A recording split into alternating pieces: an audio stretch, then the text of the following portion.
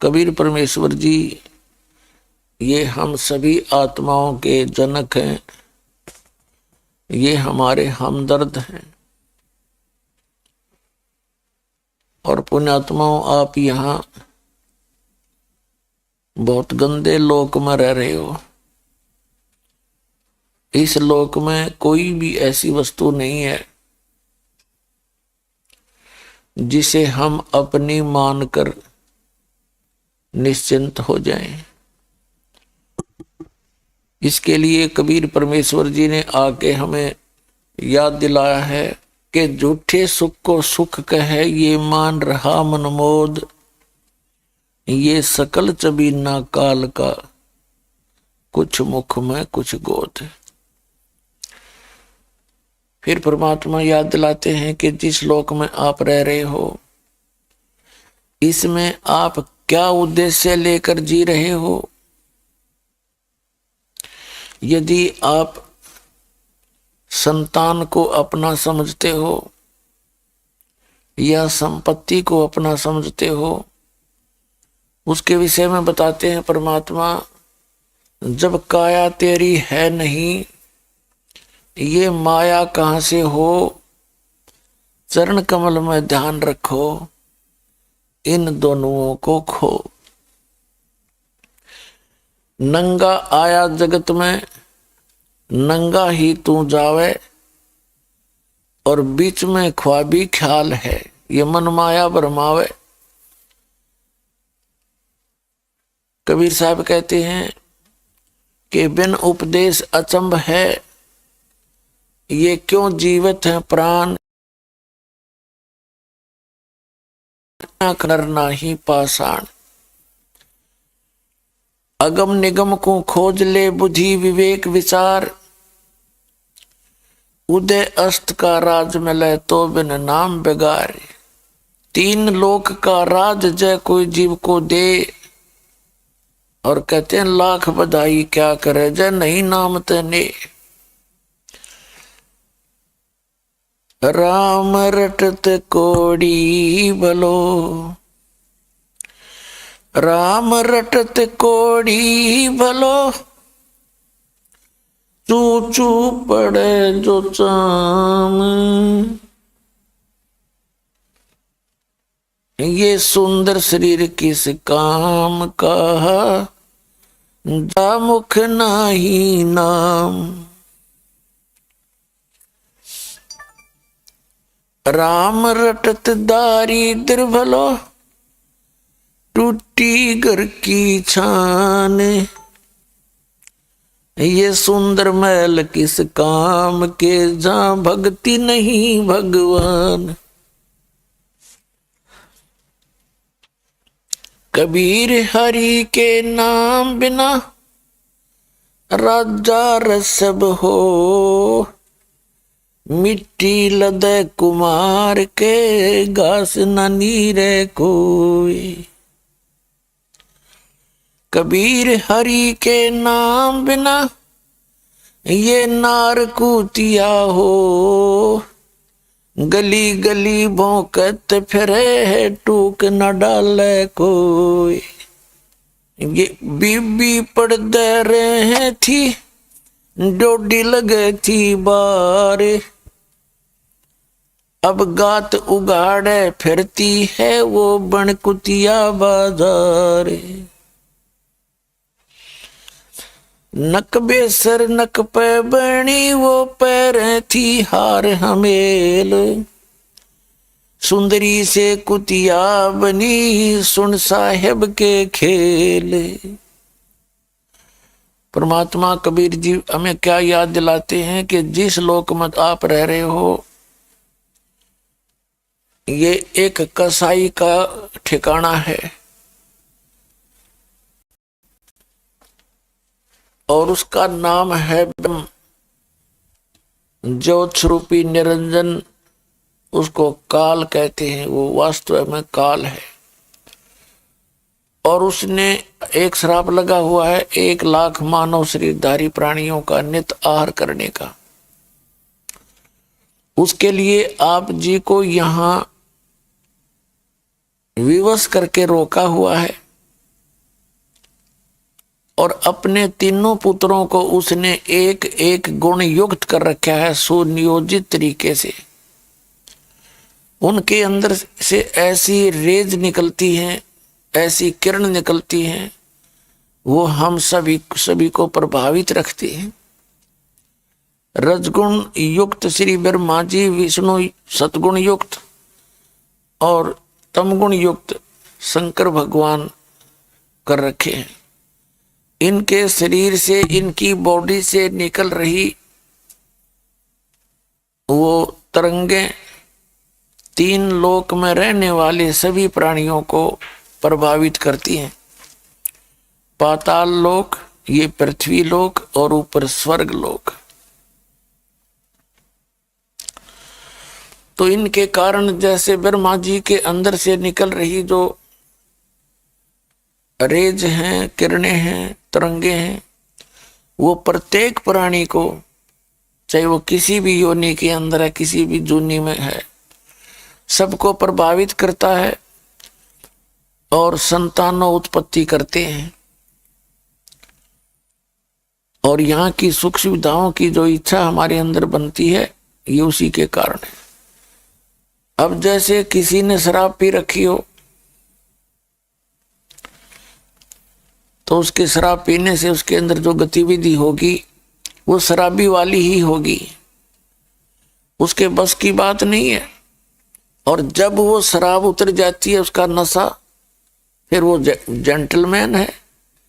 तो इस आत्मा को यहाँ इस काल ने इन तीनों गुण रूपी माया की भांग पिला दी।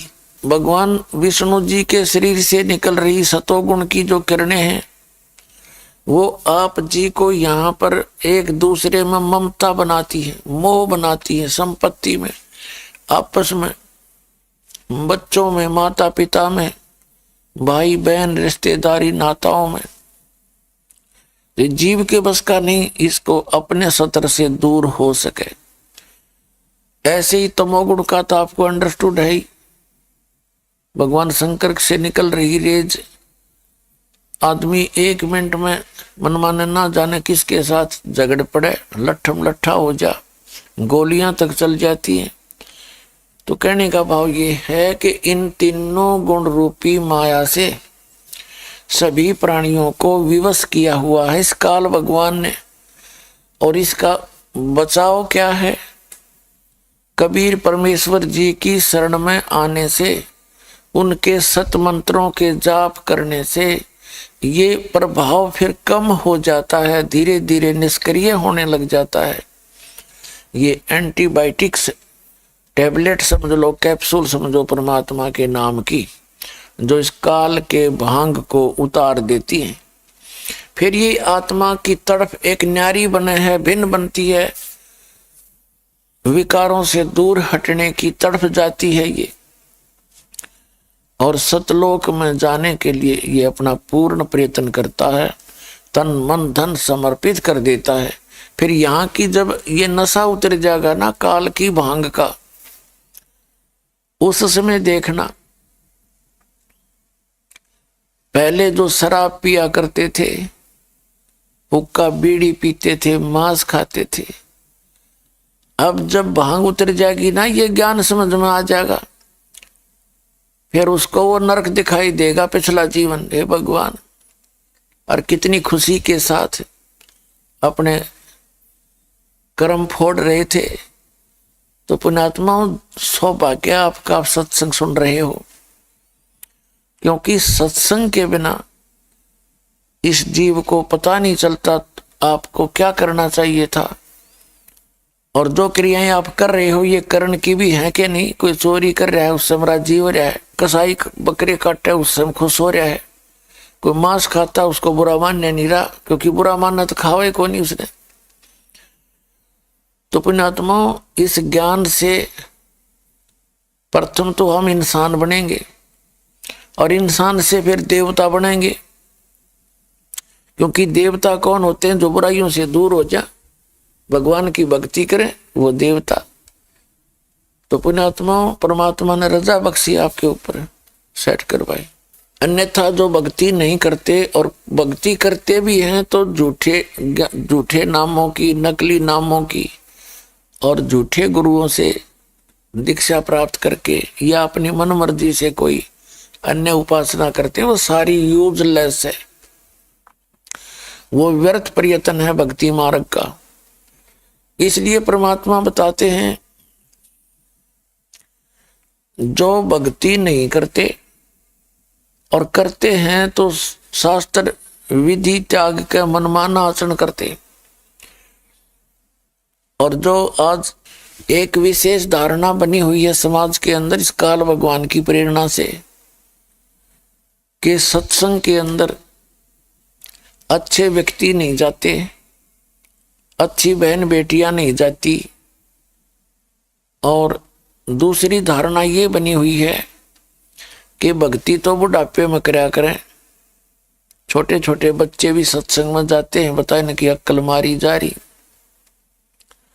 तो पुण्यात्माओं, ये सारा का सारा तत्व ज्ञानहीनता का परिणाम है। अब जैसे कई ये कहते हैं हम ना जाया करें सत्संग हमारी, क्योंकि ऊंच घरों की बहन बेटियां सत्संग में ना जाती है, तो उनके लिए परमात्मा कहते हैं दुर्भाग्य उनका, सौभाग्य उनका है कि उन्होंने पिछले जन्मों में कोई अच्छे पुण्य और भक्ति कर रखी थी, जिस कारण से इस संसार की इस झूठी शोभा के अंदर आज वो सम्मानित हैं।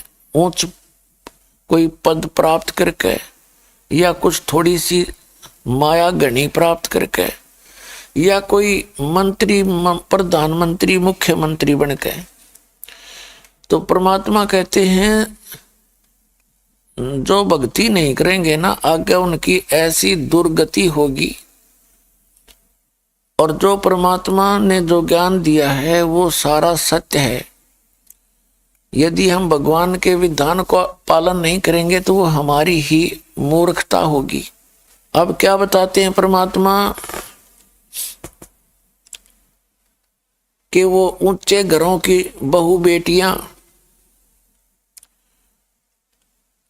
पर्दों में रहा करती थी, पर्दों में, और उनके पास कोई भी अन्य औरत या कोई अन्य पुरुष नहीं जा सकता था। उनको मिलने के लिए भी उनके सामने, उनके गेट के ऊपर पहरेदार रखे जाते थे। तो परमात्मा कहते हैं कि बीबी पर्दे रहे थी और ड्योढ़ी लगे थी बार, अब गात उगाड़े फिरती हैं वो बनकुतिया बाजार। वो पर्दे की सुंदरी नक बेसर नक पे बनी और पैरें थी हार हमेल, और सुंदरी से कुतिया बनी सुन साहेब के खेल। फिर परमात्मा कहते हैं वो पर्दे की सुंदरी सुनो संदेशा मोर, अब गात उगाड़े फिरती हैं वो करें सुरायों शोर। अब परमात्मा बताते हैं कि जो भक्ति नहीं करती और ऊंचे घरों की बहू बेटियां थी, पर्दों में रहा करती थी, सामने पहरेदार ड्योढ़ी लगा करती थी, एक सत भक्ति ना करके अगले जन्म में वो कुतिया बनती हैं। और जब तो वो इज्जत के कारण घर से बाहर नहीं निकलने देते थे, उनको सत्संग में नहीं जाने देते थे, स्वयं भी नहीं जाते थे। कहते हैं वो पर्दे की सुंदरी बीबी पर्दा रहे थी और डोडी लगे थी बार, अब गात उगाड़े फिरती हैं वो बनकुतिया बाजार। पहले तो एडी से लेकर चोटी तक अंग छुपाए रहती थी और फूले नहीं समावे थे इज्जत के ठेकेदार। आज वह कुतिया बनी फिरे कति नगन उगाड़ी। तो वह दुर्गति जब तक दिखाई नहीं देती, जब तक हम सत्संग नहीं सुनते।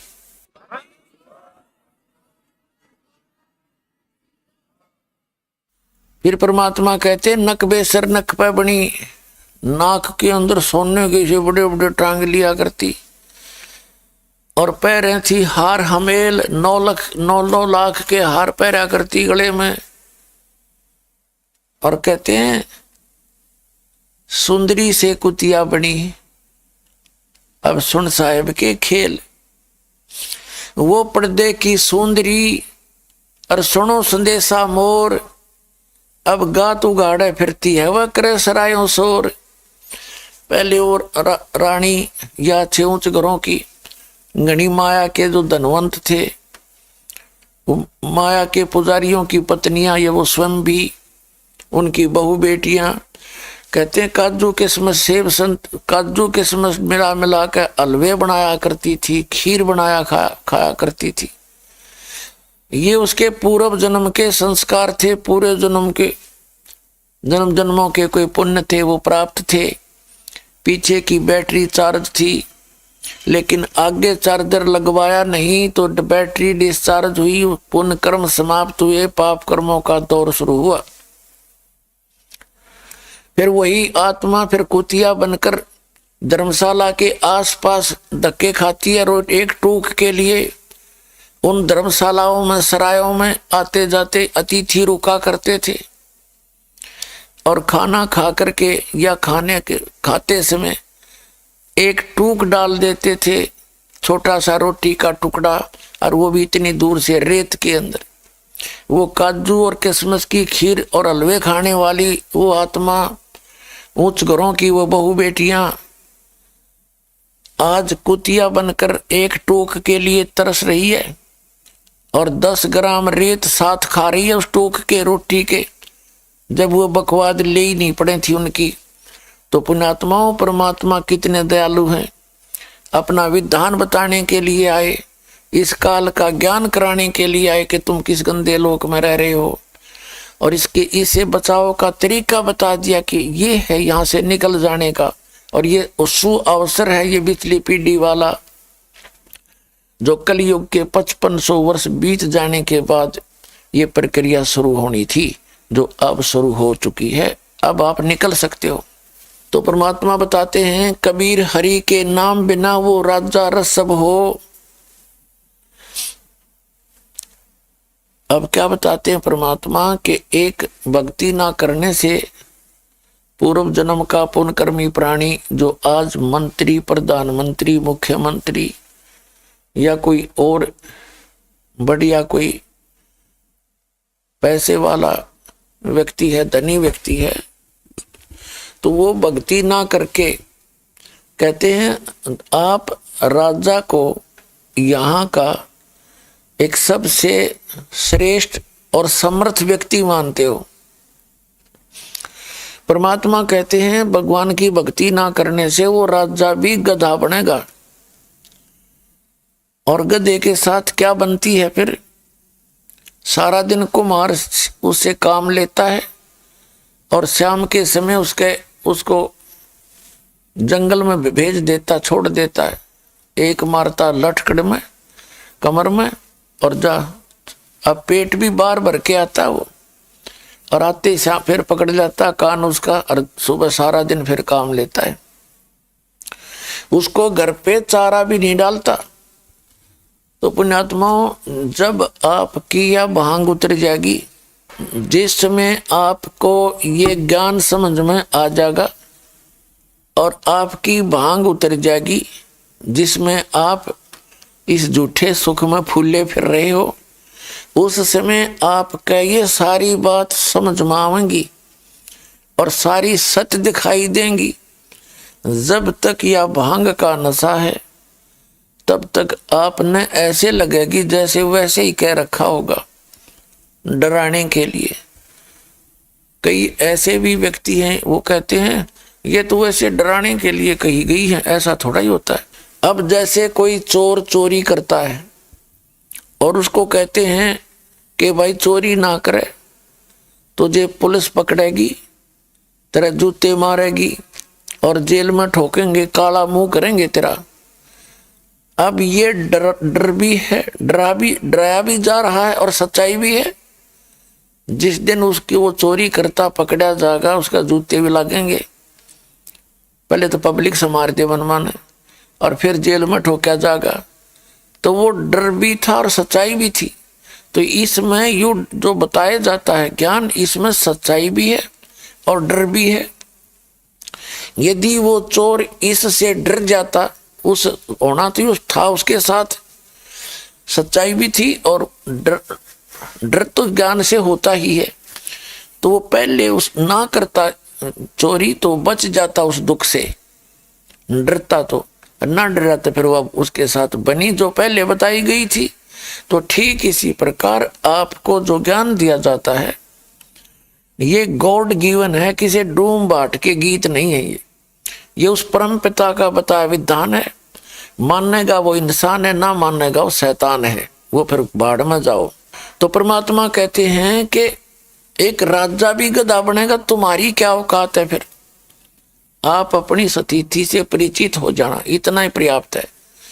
फिर क्या बताते हैं कि परमात्मा के मार्ग में सबसे पहले गुरु की आवश्यकता होती है और गुरु के बिना मोक्ष नहीं हो सकता। गुरु के बिना कोई भी आध्यात्मिक कार्य क्रियाएं आप करते हो वो व्यर्थ हैं। और गुरु भी फिर पूरा हो। अब जैसे कोई अधिकारी है और वो बनाता है पासपोर्ट या ड्राइविंग लाइसेंस, तो उसी से बनवाया हुआ पासपोर्ट आपको आगे काम आएगा। और वैसा ही passport as it is duplicate भी कोई बना दे, ठीक है, जब तक उसका काम नहीं पड़ेगा, उसकी आवश्यकता नहीं पड़ेगी, जहां उसकी आवश्यकता पड़ती है तब तक तो कोई प्रॉब्लम नहीं। लेकिन जिस समय जहां पर उसकी आवश्यकता पड़ेगी वो डुप्लीकेट वहां काम नहीं करेगा, उस समय बहुत देर हो चुकी होगी और आप दंडित भी होगे डुप्लीकेट पासपोर्ट बनवा के या लाइसेंस बनवा के। तो पुण्यात्माओं, ये सत्कर मान लेना, इस पूरे विश्व में इस दास के अतिरिक्त वर्तमान के अंदर सतलोक जान का पासपोर्ट बनाने वाला पृथ्वी पर नहीं है। ये थारा आपका दत्ता चाहे ना दत्ता।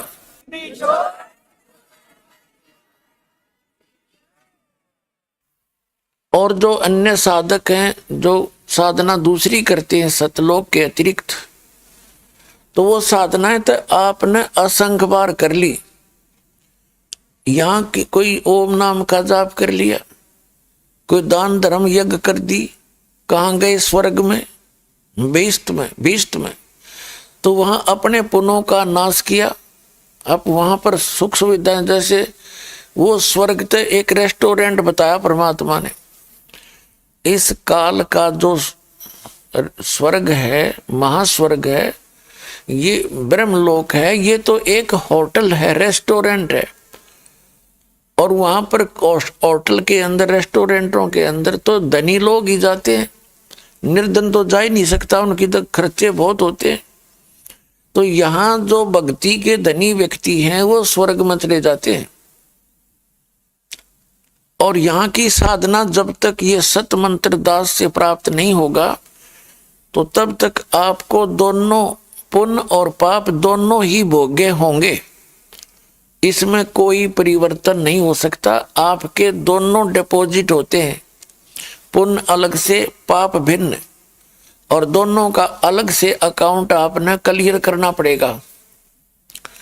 पुण्यों के लिए आप जाओगे स्वर्ग में, महास्वर्ग में, जैसी भी आपकी जितनी जेब में आपके पैसा होगा, धन भक्ति का होगा, तो वहां उसके समाप्त होते ही ऊपर होटल बना रखे इन्होंने, इस काल भगवान नर, इसके ये देवताओं ने, और आपसे वहां चार्जिंग ली जाती है।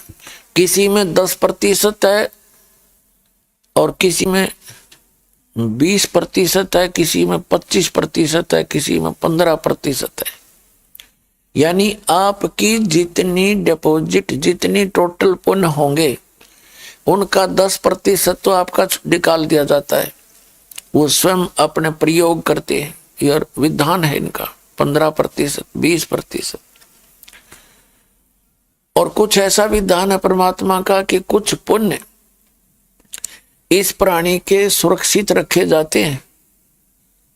उसके बाद फिर जब वहां पुण्यों का सिलसिला खत्म होया, जब पूंजी जैसे कोई सेठ धनी व्यक्ति गर्मियों के मौसम में कुल्लू मनाली यानी हिली स्टेशन पर चला जाता है ठंडे मौसम में, वह ठंडे वातावरण है वहां का, और वहां जाकर 2 महीने रुकता है मई और जून में, और फिर वहां उसका खर्चा सारा जेब से होता है, उसका वहां कर्म क्षेत्र नहीं है। सारा पैसा जो 20,000 50,000 लेकर गया था वो 2 महीना में खर्च हुए। खर्च होते ही फिर वो अपने आप जेब पता लग जाता उसको कि यहाँ रहने का ब्योंत नहीं चल, तो तुरंत वापस आ जाता कर्म क्षेत्र में। फिर 10 महीने फिर मेहनत मजदूरी करो, अटपट करके पैसे जोड़ो, और फिर 2 महीने फिर चले जाओ और फिर जेब कटवा के वापस आ जाओ। और कई बार ऐसा भी होता है कि इतना ना कोई इनकम हुआ तो फिर वहीं पड़े रहो। तो यहाँ परमात्मा कहते हैं कि जिस साधना को आप ब्रह्म तक की साधना को वेदों अनुसार जो साधना और गीता अनुसार करते हो, क्योंकि गीता में भी एक केवल ओम मंत्र का प्रावधान है। 8वें अध्याय के 13वें श्लोक में कहा कि ओम इति एकाक्षरम ब्रह्म व्यवहारण माम अनुस्मरण ये परियाति तजन देहम सयाति परमाम गतिम। मुझ ब्रह्म का, गीता ज्ञानदाता कहता श्री कृष्ण में प्रवेश करके, मुझ ब्रह्म का केवल एक ओम मंत्र है। अंतिम श्वास तक इसका जो जाप करता हुआ शरीर छोड़कर जाता है तो ओम से मिलने वाली परम गति को प्राप्त होता है। वो क्या होती है? ब्रह्मलोक में जाता है। 8वें अध्याय के 16वें श्लोक में लिखा कि ब्रह्मलोक पर्यंत सभी प्राणी सभी लोग पुनरावृत्ति में हैं, अर्थात वहां पर गए हुए प्राणी भी पुनः जन्म मृत्यु के अंदर आते हैं। जन्म मृत्यु का उनका सिलसिला बना ही रहता है। इसलिए गीता यही यजुर्वेद अध्याय नंबर 40 के श्लोक नंबर मंत्र नंबर 15 में कहा है कि वायु अनिलम अथिदम अमृतम भस्मांतम शरीरम ओम कर्तु समर किल्वे समर और कर्तुम समर। यानी ओम ब्रह्म का मंत्र है। ओम नाम का जाप काम करते करते सिमरन करो, विशेष कसक के साथ श्रद्धा के साथ सिमरन करो, और मनुष्य जीवन का मूल कर्तव्य मुख्य कर्तव्य जानकर सिमरन करो। तो ये तो है ब्रह्म का, ब्रह्म ओम से मिलने वाली राहत ब्रह्मलोक प्राप्ति है। ब्रह्मलोक में गए हुए प्राणी भी वापस आते हैं। ये गीता ज्ञान दाता ब्रह्म है, श्री कृष्ण में प्रवेश करके बोल रहा है। तो ये खुद कहता है कि अर्जुन तेरे और मेरे बहुत जन्म हो चुके हैं, तू नहीं जानता मैं जानता हूं।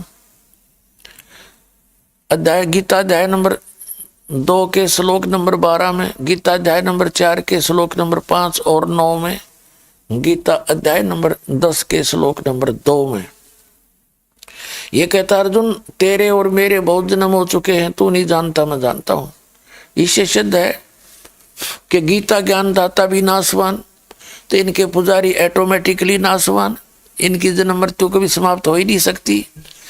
इसलिए गीता अध्याय नंबर 15 के श्लोक नंबर 1 से 4 में कहा कि अर्जुन जो उल्टे लटके हुए संसार रूपी वृक्ष को, उल्टा लटका हुआ ये संसार रूपी वृक्ष है जिसके ऊपर को जड़ है और नीचे को तीनों गुण रूपी शाखा है, और जो संत इस पूरे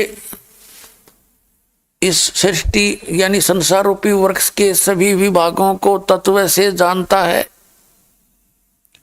स वेदवित वो वेद के तात्पर्य को जानने वाला है, अर्थात वो तत्वदर्शी संत है। ये पहचान बता दी गीता अध्याय नंबर 4 के श्लोक नंबर 34 में कहा कि अर्जुन उस तत्व ज्ञान को जो चौथे अध्याय के 32वें श्लोक में जिसके विषय में कहा है कि सच्चिदानंद घन ब्रह्म की वाणी में सच्चिदानंद घन ब्रह्म ने अपने मुख से बोला हुआ होता है, वो ज्ञान वो तत्व ज्ञान होता है। और उसमें आध्यात्मिक जानकारी, आध्यात्मिक यज्ञ माने धार्मिक अनुष्ठानों की जानकारी विस्तार से कही गई होती है। और उस ज्ञान को तू तत्वदर्शी संतों के पास जाकर समझ। चौथे अध्याय के 34वें श्लोक में कहा। तो यहाँ 15वें अध्याय के प्रथम श्लोक में उस तत्वदर्शी संत की पहचान बताई है। और वो परमात्मा स्वयं आकर के तत्वदर्शी संत की भूमिका स्वयं करते हैं और यही पृथ्वी पर कुछ समय रहते हैं। और उस समय वो परमात्मा यहीं बैठकर पृथ्वी से ही पूरे असंख्य ब्रह्मांडों का संचालन भी करते हैं। तो उस परमात्मा ने स्वयं आकर के एक तत्वदर्शी संत की भूमिका की। जैसे जिस समय स्वामी रामानंद महर्षि पंडित जी की भांग उतरी, ये नशा उतरा, क्योंकि 104 वर्ष के वृद्ध हो गए थे जब परमात्मा कबीर जी 5 वर्ष की आयु लीला में आयु कर रहे थे। उनको सचखंड लेकर गए अपने निज स्थान पर, जहां वो मालिक रहते हैं, वो परमपिता रहते हैं। और वहां से फिर वापस छोड़ा। तब स्वामी जी ने कहा था, दोहू ठोड़ है एक तू और भया एक से दो। और गरीबदास जी इसका चित्रण कर रहे हैं। गरीबदास हम कारण तुम आए हो मगजो, तुम साहेब तुम संत हो, तुम सतगुरु तुम हंस। और गरीबदास तुम रूप बिना और न दूजा अंश। आप ही साहेब हो। साहेब माने परमात्मा, सर्वशक्तिमान परमेश्वर समृद्ध। तुम साहेब तुम संत हो। एक रियल में जो संत के अंदर गुण होने चाहिए वो भी भगवान परमात्मा कबीर जी आप में विद्यमान है। तुम साहेब तुम संत हो, तुम सतगुरु तुम हंस।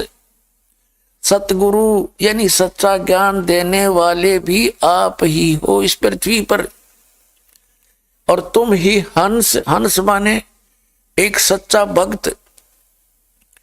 एक रियल भक्त ने कैसे रहना चाहिए और कैसे उसकी क्रिया होनी चाहिए, किस प्रकार उसका सब आचरण हो, तो वो भी पूर्ण रूप से परमात्मा आप ही में चित्रार्थ हो रहा है। कैसे? जैसे गीता जी अध्याय नंबर 7 के श्लोक नंबर 29 में कहा है। गीता ज्ञानदाता कहता है कि मेरे इस ज्ञान का जो आश्रय कर लेते हैं, तत्वदर्शी संत की खोज कर लेते हैं, फिर वो तत्वदर्शी संत से मिलने के उपरांत फिर वो उनकी क्या स्थिति होती है, वो केवल जरा और मरण से छूटने का ही प्रयत्न करते हैं।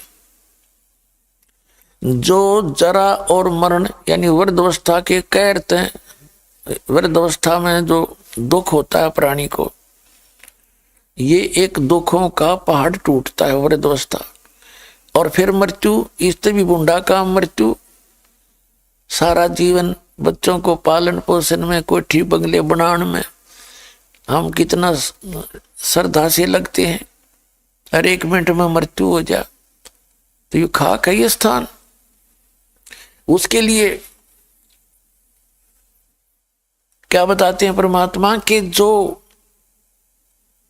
जरा और मरण से छूटने का यानी इस काल के इस पहाड़ जैसे दुख से बचने के लिए जो प्रयत्न कर रहे हैं, वे तत् ब्रह्म विदु ब्रह्म तत्व विदु अखिलम अध्यात्म च कृष्णम अध्यात्म च अखिलम कर्म कर्म च अखिलम, कि वो पूरे अध्यात्म मार्ग से परिचित हैं और उस परमात्मा तत्ब्रह्म से, परम अक्षर ब्रह्म से परिचित हैं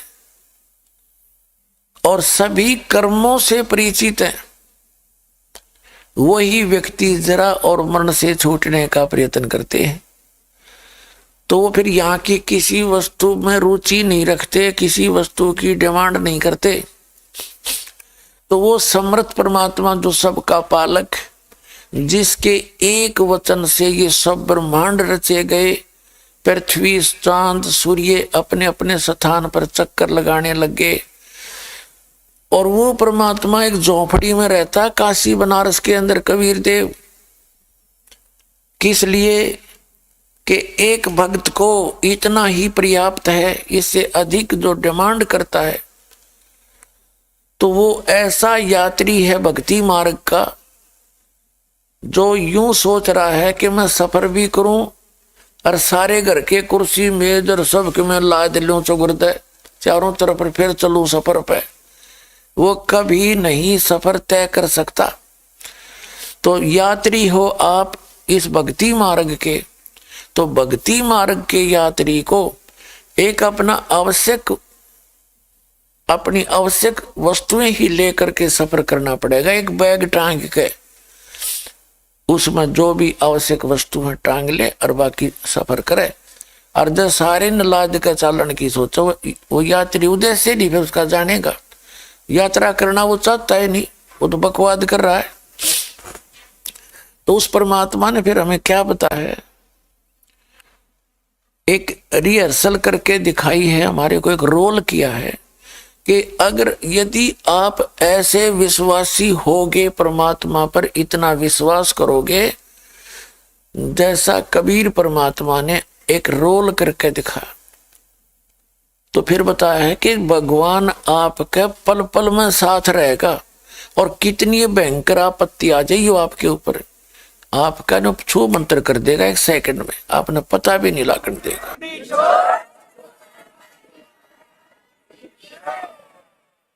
और आप इस भय से डरते रहोगे कि अपनी चतुरता दिखाते हो भक्ति मार्ग पर जब सही संत के शरण माने के बाद, तो फिर आप असफल हो जाते हो। उसके लिए परमात्मा कहते हैं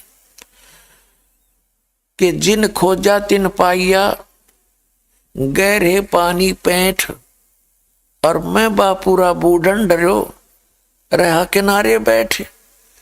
तो परमात्मा कहते हैं जो विश्वास नहीं करते हमारे पर तो वो बैठे हैं किनारे पे, और जिसने लाल खोजा उसने गोता मारना है पड़ा।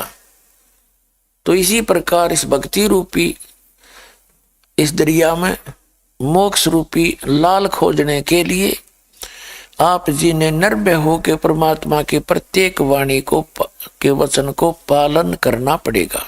जो प्रसंग चल रहा था हम उसी पर आते हैं। तो गीता अध्याय नंबर 7 के श्लोक नंबर 29 में ये स्पष्ट किया है कि जो व्यक्ति जरा और मरण से छूटने का प्रयत्न करते हैं वो उस परमात्मा से, तत्ब्रह्म से, सतलोक वाले मालिक से और पूर्ण अध्यात्म से और सभी कर्मों से परिचित है। तो यहां वो परमात्मा ने आकर के स्वयं ही बताया है। तो वो परमात्मा आके क्या बताते हैं कि अक्षर पुरुष एक पेड़ है और सरपुरुष वा की डार और तीनों देवा शाखा हैं ये पात रूप संसार। उल्टा लटका हुआ संसार रूपी वृक्ष है, इसके ऊपर को तो मूल है और नीचे को जो तना है जैसे पृथ्वी से बाहर दिखाई देता है पेड़ का, जो वो सारा कुछ वो पेड़ कहलाता है, वृक्ष कहलाता है। और उसका जो तुरंत जमीन के बाहर तुरंत जो मोटा हिस्सा होता है उसको तना कहते हैं। और उसके आगे फिर एक मोटी डार होती है, डार का फिर शाखा होती है। तो यहां परमात्मा कहते हैं कि अक्षर पुरुष एक पेड़ है और सरपुरुष वा की डार और तीनों देवा शाखा हैं ये पात रूप संसार। ये देखिएगा एक चित्र है परमात्मा का बताया हुआ, ये रचा हुआ, ये समझो एक उल्टा लटका हुआ संसार रूपी वृक्ष है।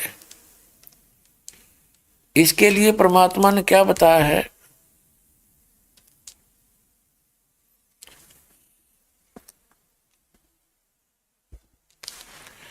अक्षर पुरुष एक पेड़ है, ये पूरा पेड़ समझो, ये तना है, ये ऊपर जड़ें हैं, ये तना है, ये मोटी डार है, ये 3 शाखा है, आगे ये पत्ते हैं, टहनी छोटी टहनियां हैं और पत्ते। तो परमात्मा ने क्या बताया है, ये इतना बताया है, ये अक्षर पुरुष है अक्षर पुरुष एक पेड़ है, ये अक्षर पुरुष है, तना समझो इसका, इसको परब्रह्म भी कहते हैं। अक्षर पुरुष एक पेड़ है और सरपुरुष ब्रह्म ज्योत निरंजन वा की डार, सरपुरुष वा की डार, और ये तीनों देवा शाखा हैं बाई पात रूप संसार। ये तीनों देवा रजगुण ब्रह्मा सतगुण विष्णु तमगुण शिव जी, ये तो शाखा हैं, और ये छोटी छोटी टहनियां समझो ये अन्य देवता, और हम हैं पात रूप संसार। अब ये मूल कौन है, ये ऑप्शन छोड़ गए परमात्मा। ये दास भेजा इसको बताने के लिए, ये कौन है, ये जड़ कौन है, ये परमात्मा, ये स्वयं परम अक्षर ब्रह्म है, ये कबीर देव हैं, कबीर साहब हैं, सारी सृष्टि के पालनहार हैं, संसार रूपी वृक्ष के ये मूल हैं।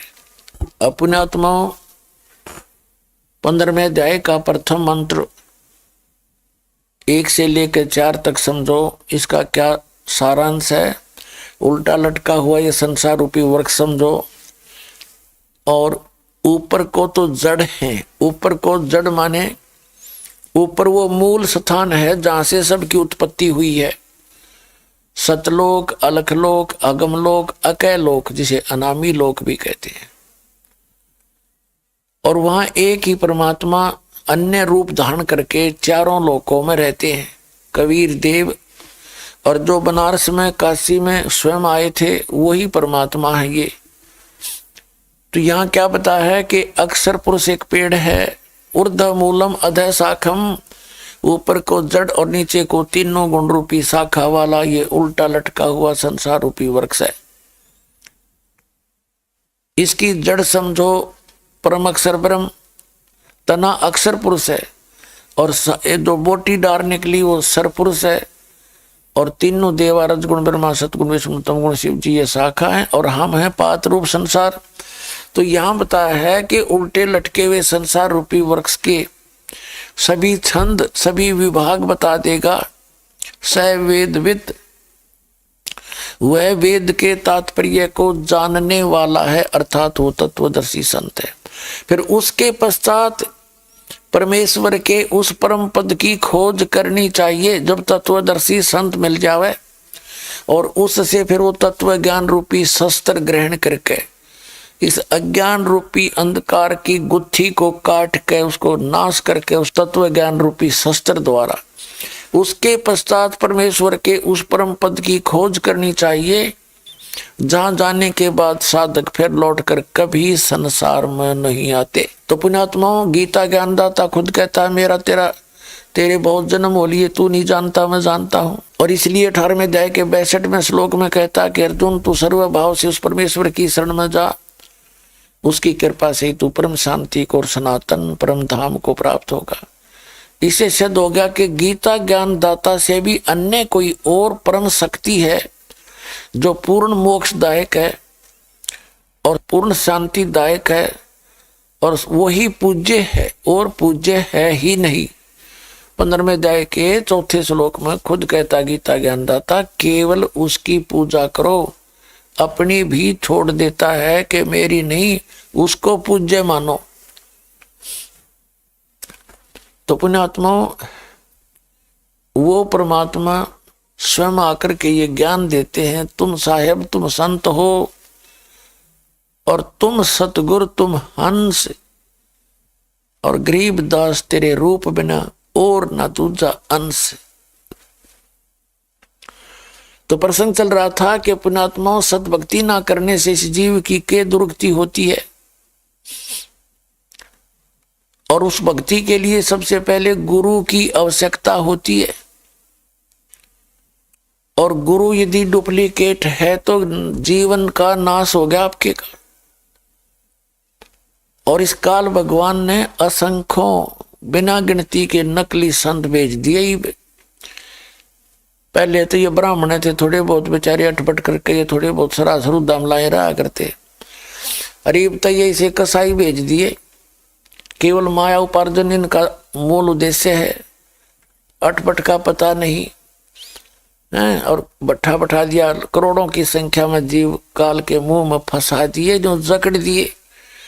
अब वो इसे श्रद्धालु हैं, उनको कोई समझाने की चेष्टा करता है तो वो इस बात पर दृढ़ है कि गुरु जी के विषय में निंदा नहीं सुननी चाहिए।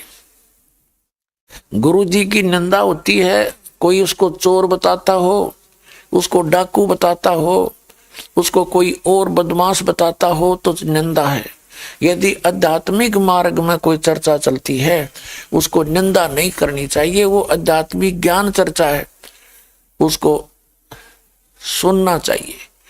अच्छी लगे तो ग्रहण करो और नहीं लगे तो छोड़ दो। तो कहने का भाव ये है कि आध्यात्मिक ज्ञान चर्चा के अंदर कहते हैं अपनी अपनी कह गए इस दुनिया के माँ, और बिन साहेब की बंदगी कहीं ठोर ठिकाना ना, बिन परमात्मा की भक्ति कहीं ठोर ठिकाना ना। अभी तक जो शास्त्रार्थ किया करते अपने सदग्रंथों से अध्याय और उनके श्लोक मंत्र याद कर लिया करते और उनके फटाफट मंत्र और वो बोलते रहते थे। उसमें वास्तव में लिखा क्या था, उसका संदेश क्या था, हमें गलत तरीके से उसके विपरीत ज्ञान देते रहे, नाम उन्हीं सदग्रंथों का लेते रहे, और जिस कारण से हम उसको संत मान लिया करते थे, जो घनी जल्दी जल्दी संस्कृत बोला करता था, धारावाहिक कहते हैं उसको। अब परमात्मा ने वो दया बख्शी हमारे ऊपर कि ऐसे आध्यात्मिक, ऐसे ये इलेक्ट्रॉनिक्स सिस्टम में प्रोजेक्टर, इंटरनेट के माध्यम से ये इलेक्ट्रॉनिक्स मीडिया, टीवी, ये परमात्मा ने केवल इस काम के लिए दिए कि इसके माध्यम से हम सदग्रंथों के पृष्ठ, अध्याय और उनके मंत्र आंखों देख सकते हैं, और फिर भी कोई डाउट रहे तो हम कहीं से परचेज करके और उनका अपना जो हम निश्चय कर सकते हैं कि सचमुच जो सत्संग के अंदर दिखाए गए थे वो मंत्र वास्तव में सही है तो वो ग्रहण करने योग्य भी है वो ज्ञान। तो अभी तक तो जिस भी संत के पास हम जाते थे वो भगवान की चर्चा तो करते ही है, परंतु भगवान के सिर पैर का उनको पता नहीं। तो हम श्रद्धालु भगवान की चर्चा सुनते ही गदगद हो जाते थे। वो कुछ भी सट्टे मारे जाता हम सारी स्वीकार किया करते थे, क्योंकि हमें खुद कोई, हमारे पास कोई ऐसा मानदंड नहीं था कि हम जिससे ये पता कर सकें जो कितनी झूठ बोल रहा है और कितनी सत्य बोल रहा है। अब वो मानदंड हमारे पास है, हमारे पास वो पैमाना है, हमारे ISI मार्ग के, यानी हमारे सदग्रंथ। उन सदग्रंथों से दास ने आपको परिचित करा ही दिया, CD भर दी है, मीडिया के माध्यम से, आध्यात्मिक ज्ञान चर्चा के माध्यम से इन नकली संतों के अनुभव दिखा दिए, और उनको उसके साथ में ओरिजिनल जो हमारे सदग्रंथ दिखा दिए। तो गीता अध्याय नंबर 16 के श्लोक नंबर 23 में कहा है कि शास्त्र विधि को त्याग कर जो मनमाना आचरण करते हैं उनको न तो कोई सुख होता है, न कोई सिद्धि प्राप्त होती है, और न ही उनकी परम गति होती है, यूजलेस। फिर 24वें श्लोक में कहा है 16वें अध्याय के में, इससे तेरे लिए अर्जुन कर्तव्य और अकर्तव्य की अवस्था में ये सदग्रंथ ही प्रमाण है। किसी के लोक वेद में की बातों को, दंत कथा को मत मानना। जो वेद, जो अपने सदग्रंथों में लिखा वो फाइनल समझना। उसके अनुकूल कोई संत ज्ञान देता वो सही संत है, और बाकी जो अपने अपने मनमाना आचरण करते हैं, मनमाने मंत्र देते हैं जो सदग्रंथों में प्रमाणित नहीं है, तो वो यूजलेस है। तो दास कौन से सदग्रंथों को प्रमाणित मानता है? जैसे चारों वेद ये प्रमाणित ग्रंथ हैं, और श्रीमद् भगवत गीता चारों वेदों का सारांश है। इसमें थोड़ी बहुत अटकल इस काल भगवान ने युद्ध करवाने के लिए लगाई है, वो अलग से साफ दिखाई देती है। और फिर सबसे उत्तम वेद है वो सूक्ष्म वेद है, सबसम वेद है, वो तत्व वेद है, तत्व ज्ञान है। उस तत्व ज्ञान के अंदर तो सब कुछ ऑल इन और है, वो तो और ऑल इन है वो। और उसके बाद फिर हम जैसे पुराणों को लेते हैं। पुराण क्या है? पुराणों को केवल सृष्टि रचना समझने के लिए हम प्रमाण में लेते हैं, नहीं उनसे हमने आध्यात्मिक भक्ति का कोई अंश नहीं लेना। केवल सृष्टि रचना को समझने के लिए। समझना भी क्या है? परमात्मा ने तो जो रची थी वह ज्यों की त्यों बता रखी है उस सूक्ष्म वेद में, सबसम वेद में, अर्थात तत्व ज्ञान में, जो स्वयं अपने मुख कमल से बोलता है परमात्मा, उसमें बता रखा है। लेकिन वो हम समझ नहीं पा रहे थे कि जो परमेश्वर कबीर जी ने 600 वर्ष पहले कहा था, अब मैं तुमसे कहूं चताई, तेरे देवन की उत्पत्ति वाई। धर्मदास ये जग बोराना, कोई न जाने पद निर्वाणा। यही कारण मैं कथा पसारा, जग से कहिए वो राम नियारा। अब मैं तुमसे कहूं चताई, तेरे देवन की उत्पत्ति वाई। तेरे देवन रजगुण ब्रह्मा सतगुण विष्णु तमगुण शिव जी की उत्पत्ति बताता हूं। कुछ संक्षेप कहूं गौराई, सब संशय तुम्हारे मिट जाई। माँ अष्टंगी पिता निरंजन, ये जम दारुण अनसन अंजन। पहले की निरंजन राई, पीछे से माया उपजाई। माया रूप देख अति शोभा, देव निरंजन तन मन लोभ्या। माँ अष्टंगी पिता निरंजन, ये जम दारुण वंशन अंजन। पहले की निरंजन राई, पीछे से माया उपजाई। माया रूप देख अति शोभा, देव निरंजन तन मन लोभा। क्या बताते हैं? निरंजन की ने भोग विलासा, माया को रही तब आशा। 3 पुत्र अष्टंगी जाए, ब्रह्मा विष्णु शिव नाम धराए। अब परमात्मा ने 600 वर्ष पहले कहा था, गीता अध्याय नंबर 4 के श्लोक नंबर 32 में जिसके बारे में कहा है कि वो परमात्मा अपने मुख कमल से आकर जो ज्ञान देता है उसके अंदर विस्तार के साथ वो अध्यात्म मार्ग के अनुष्ठानों की जानकारी होती है, वो तत्व ज्ञान है। तो उस ज्ञान में परमात्मा ने पहले बोल दिया था कि इन ब्रह्मा विष्णु महेश की उत्पत्ति बताता हूं। धर्मदास जी, अपने प्यारी आत्मा धर्मदास जी से कहा था भगवान ने, क्योंकि धर्मदास जी वैष्णव परंपरा से जुड़े हुए थे। विष्णु जी और शंकर भगवान के पुजारी थे, दुर्गा माता को भी पूजते थे जैसे हम हिंदू सभी पूजा करते थे। तो फिर परमात्मा ने उसको बता दिया था कि ब्रह्मा विष्णु महेश नासवान हैं, इनकी जन्म मृत्यु होती है। ये दुर्गा देवी इनकी माता है, और ज्योत स्वरूपी निरंजन जिसको तुम ब्रह्म कहते हो, हम उसे काल कहते हैं, ये इनका पिता है। इन दोनों के संयोग से कहते हैं फिर ये तीनों पुत्रों की उत्पत्ति हुई थी, ब्रह्मा विष्णु और महेश की।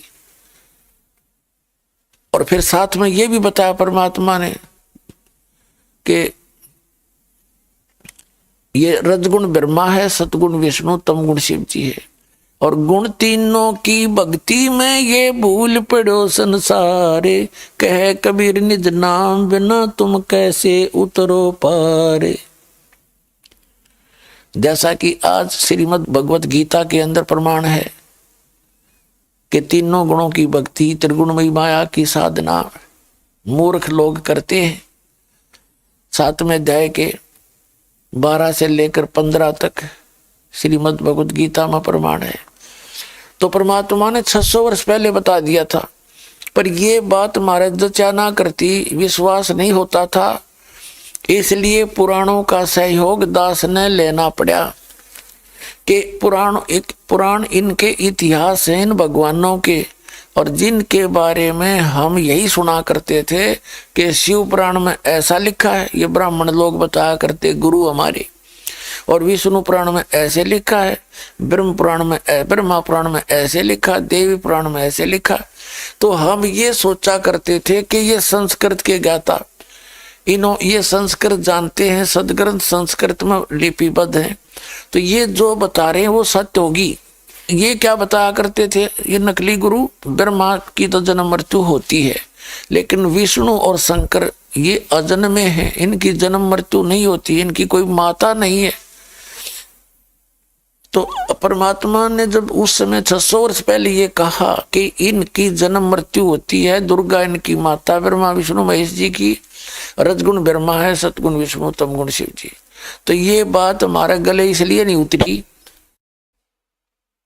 क्योंकि हमारे गुरुओं ने, हमारे गुरु धर्म गुरुओं को हमारे सदग्रंथों का ज्ञान नहीं था, और उन्होंने एक बकवाद लोक वेद सुना दिया हमारे थे कि ब्रह्मा विष्णु महेश की पूजा करो, ये सर्वेश्वर हैं, महेश्वर हैं, सर्वशक्तिमान हैं। तो इसलिए परमात्मा की उस सत्यवाणी को आज सत्य करने के लिए पुराणों की आवश्यकता पड़ी इस दास को, ना पुराणों की हमने कति आवश्यकता नहीं थी। और कौन से सदग्रंथ हैं, जैसे वैसे तो सूक्ष्म वेद जो मेरे दास के पास उपलब्ध है, परमेश्वर जी की अमरवाणी, उसके अतिरिक्त किसी ग्रंथ की आवश्यकता ही नहीं है। कहते हैं एक का साध्य सब सदै, सब साध्य सब जावे, और माली सींचे मूल को फले फूले गावे, यानी उस एक ही ऑल इन वन का करे ना, ऑल इन वन है वो परमात्मा का पूर्ण ज्ञान। उसके विषय में गरीबदास साहिब जी ने जब परमात्मा से परिचित हुए उसके बाद कहा है, ऐसा निर्मल ज्ञान है वो निर्मल करे शरीर, और ज्ञान मंडलीक है भाई चकवे ज्ञान कबीर।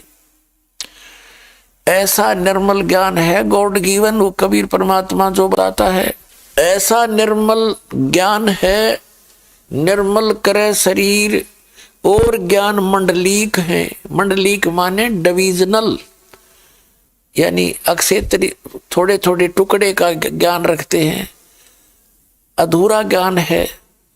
जैसे शिव पुराण में शिव जी की महिमा, विष्णु पुराण में विष्णु जी की महिमा, देवी पुराण में देवी की महिमा, ब्रह्मा पुराण में ब्रह्मा की महिमा, तो और आगे का ज्ञान नहीं उनको। तो वो डिवीजन यानी एक क्षेत्रीय ज्ञान है, बस एक सीमित ज्ञान है, एक डिवीजन मंडल का।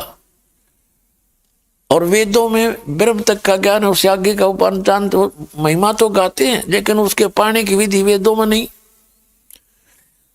तो चक्रव ज्ञान कबीर, चक्रवर्ती ज्ञान, चक्रवर्ती माने कंप्लीट इन ऑल रेस्पेक्ट, वो ज्ञान है तत्व ज्ञान जो गॉड गिवन है, वो स्वयं अपने मुख कमल से ही बताते हैं। तो उस ज्ञान के अंदर सब कुछ लिखा हुआ। तो दास का जो आधार है आप जी को सत्संग सुनाने का, और वो यथार्थ मंत्र जो भक्ति के हैं वो बताने का आधार है, वो सूक्ष्म वेद है, सवसम वेद तत्व ज्ञान है, वो जो गॉड गिवन है, गॉड कबीर गिवन। और उस ज्ञान को आपके हृदय में सत्य ज्ञान को सत्य ही सिद्ध करने के लिए अन्य महापुरुषों और अन्य ग्रंथों का प्रमाण दिखाया जाता है, ताकि आपको विश्वास हो जावे कि जो साधना हम कर रहे हैं ये कति फाइनल है और बिल्कुल ट्रू है, ट्रू सत्य है। ये जब आपके हृदय में कति उतर जाएगी का बात, ये ज्ञान कि हम जो कर रहे फाइनल है, तो तब आप इस भक्ति सफर पर निर्बाध चल पाओगे। नहीं तो रास्ते में कोई भी आपको डगमग कर देता है, आपकी दिशा बदल देता है, मंजिल के निकट जा चुके होते हो कोई भ्रमित कर देता है, नहीं इधर मंजिल है, तो आप उनके कहने से 1, 2, 4, 10 सब एक जैसे मिलेंगे। फिर आप उस कुमार्ग पर निसंशय चल पड़ोगे और सुमार्ग को त्याग देते हो। हम ऐसे विचलित रहे, परमात्मा आए थे, और यही ज्ञान दिया करते जो दास आज आपको बता रहा है। उस समय इन नकली धर्म गुरुओं ने, आचार्यों, शंकराचार्यों ने, मंडलेश्वरों ने, मुल्ला और काजियों ने परमात्मा के इस ज्ञान को हमारे अंदर प्रवेश होने नहीं दिया। और इसका कारण यह था कि हम अशिक्षित थे, ना हम अरबी भाषा जाने थे जिसमें कुरान शरीफ लिखी है, ना हम अंग्रेजी जाने थे जिसमें पवित्र बाइबल लिखा है, और ना हम संस्कृत जाने थे जिसमें पवित्र ये सभी वेद और गीता लिखा है, ना हम उर्दू जाने थे, ना अरबी जाने थे। अरबी और उर्दू भाषा के अंदर पवित्र कुरान लिखा है। तो जिस कारण से जो भी ये हमारे धर्मगुरु हमें बताते रहे, हम उसी को फाइनल मानते रहे।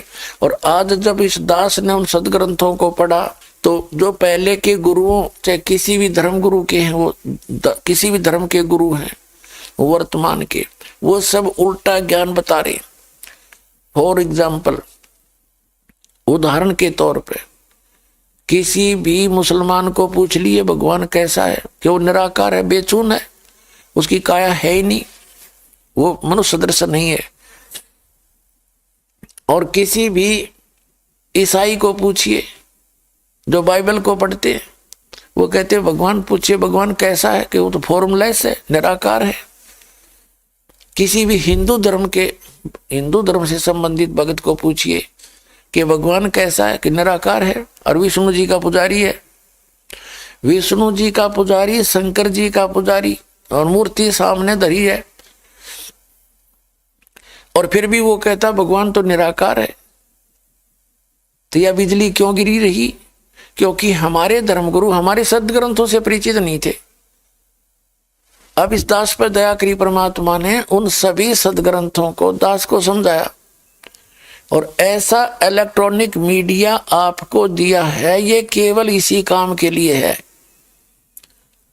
अन्यथा पुण्यात्माओं, यदि हम सद्भक्ति नहीं करेंगे, धर्म पुण्य नहीं करेंगे, जैसे अब बिजली गिर गई है प्रत्येक धर्म में, मांस खाने की, शराब पीने की, हुक्का बीड़ी सिगरेट पीने की, तो यह साइंस के डाल डावेगी आपके, जब ये कर्म बिगड़ जाएंगे, वर्षा होनी बंद हो जाएगी और भूखे मरेंगे, ये जहाज भी खड़े खड़े जरेंगे। अरे ये कौन देखेगा टीवी ने, जब बिरानमैटी हो जाएगी प्राणी की। इसका उद्देश्य केवल यही है कि परमात्मा अपने बच्चों को अपना परिचय दे सकता है इसके माध्यम से, इसलिए बनवाया, ना तो इसकी कोई आवश्यकता नहीं थी। अब जो ऐसा हाहाकार मचा हुआ वर्तमान में, एक माया के अतिरिक्त किसी को भी दूसरी वस्तु दिखाई नहीं देती। भगवान भी भूल भाल गए। 2 नंबर से मिल लो चाहे 1 नंबर से मिल लो, चोरी से मिलो चाहे डाके से, चाहे मिलावट से, माया दिखाई देती है। फिर इस माया की दौड़ में एक दिन ऐसा जुल्म हो जाएगा, हाहाकार मच जाएगी, नैतिकता खत्म होगी, कोई शर्म लाज रही नहीं।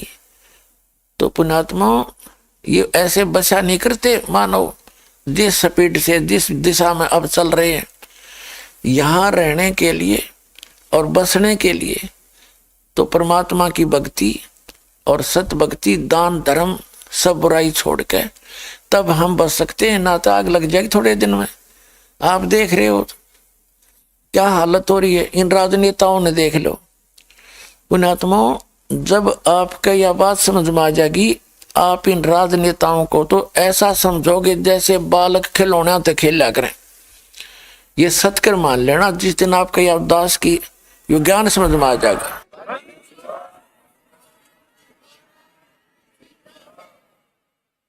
एक एमएलए, एक मंत्री, एक मुख्यमंत्री, एक प्रधानमंत्री, कितने व्यक्तियों, वो कम से एक एमपी जो जीतता है, एक एमपी जो वोट प्राप्त करता है, 10-10, 12-12 लाख, 5-5 लाख से तो विजयी होते हुए, तो टोटल तो उनके पता नहीं कितने लाख वोट होंगे। तो वो कितने व्यक्तियों को सुख दे सकता है, कितनों को नौकरी दे सकता है, विचार करो। वो तो एक क्षेत्र में, उसके अंतर्गत है, फिर मुख्यमंत्री के अंतर्गत पूरा एक स्टेट होता है, और स्टेट के अंदर करोड़ों की संख्या में व्यक्ति होते हैं। वो 10-20 हजार को नौकरी भी दे देगा तो बाकी उनको क्या देगा, वो और फिर क्या होगा? अब ठीक है, ये अटपट करके बन जाते हैं एमएलए, एमपी, मंत्री, मुख्यमंत्री, फिर इनके पीछे पीछे फिर पब्लिक, ये दिन में 100 तो बोल रहे झूठ, हाँ भाई तेरा हो जाएगा काम, दे पर्ची बनाए। और कितना करेंगे सारे दिन में? एक का नहीं कर सकते सारा दिन काम ये।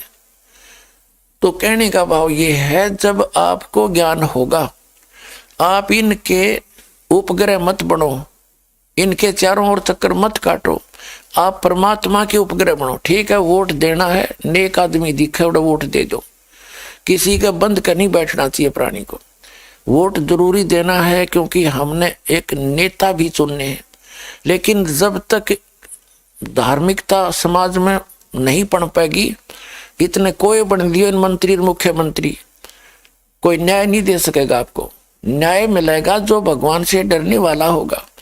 और रिजाइन लिख के मेज पर धर दिया करेंगे एक दिन, जब मंत्री पद पर विराजमान होंगे, गलत काम नहीं करेंगे और पकड़ तेरा रिजाइन हम चले, तो तब यहां नैतिकता उभरेगी।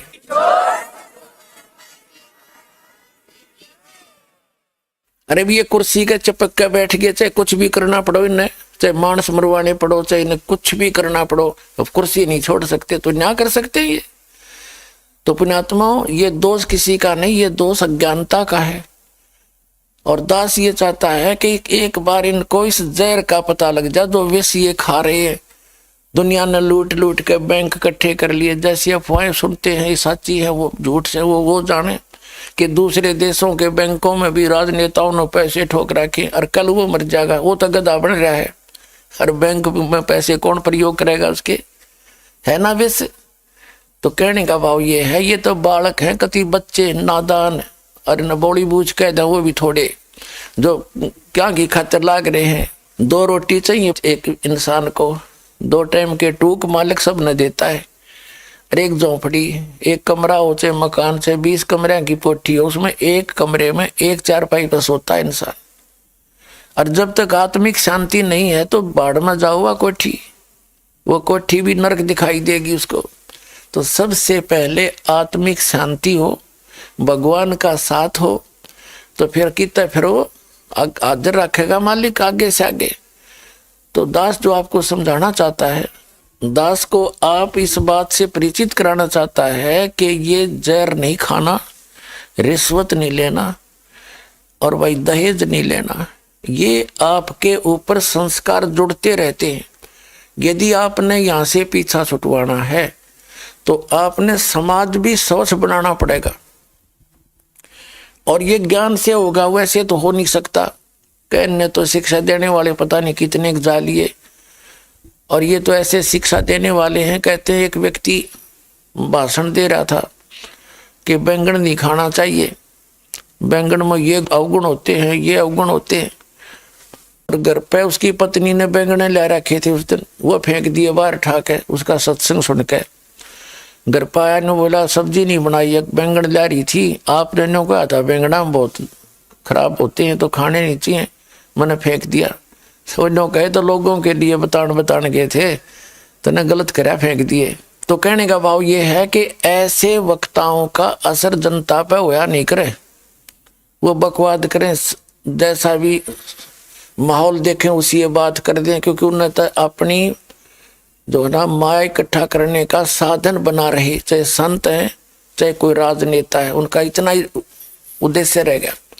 लेकिन कोई भी जिस मार्ग पर आप लगे हो, जैसे कोई मंत्री है या कोई भी पोस्ट प्राप्त है या कोई संस्कार है, वो भगवान ने जितना लिख रखा ना उससे ज्यादा आप प्राप्त नहीं कर सकते, चाहे कितने सतर्कता बरत लियो।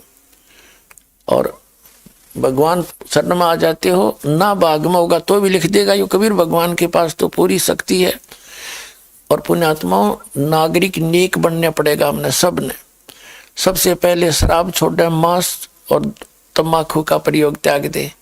एक व्यक्ति शराब पीने वाला कम से कम अगर एक दिन भी महीने में पीवे, हफ्ते में, तो सहमत है 500-400 की शराब तो खराब कर ही देता है, बल्कि ज़्यादा की वैसे बहुत महंगी हो रही होगी। और 400-500 रुपये तो बीड़ी पीने वाला बर्बाद कर देता है। बीड़ी तो ये सारी बुराई छोड़ के परमात्मा की भक्ति करेंगे। एक तो वातावरण दूषित नहीं होता, जैसे एक सारा भारतवर्ष में 20% व्यक्ति मुश्किल से बचे होंगे जो तम्बाकू सेवन नहीं करते, सिगरेट, बीड़ी, हुक्का। तो ये सब हुक्का बीड़ी पीते हैं तो वातावरण में कितना प्रदूषण हो रहा है। मेरे ख्याल में 20 फैक्ट्री ला दे उन ना हो इतना जितना इन तम्बाकू के ठूठे मारनिया तो है। तो ये एक तो वातावरण शुद्ध होगा। हमारे शरीर के अंदर भी तम्बाकू बहुत हानि करता है। तम्बाकू सबसे ज्यादा अपराध माना गया है भक्ति मार्ग में। और मांस तो आपने पता ही है, दूसरे का गल काट के खावे तो अपने बच्चों को काट के देखे कैसा लगे। इसी प्रकार शराब पीना तो महापाप है, क्योंकि शराब पी के इंसान राक्षस शैतान बन जाता है।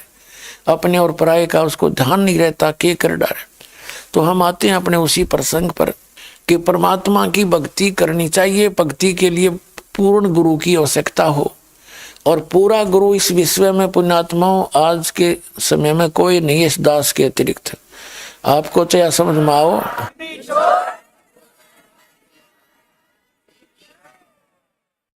ये आपका सौभाग्य और दुर्भाग्य साथ रहेगा। आपको कब ये बात विश्वास में आवेगी जो दास बोल रहा है।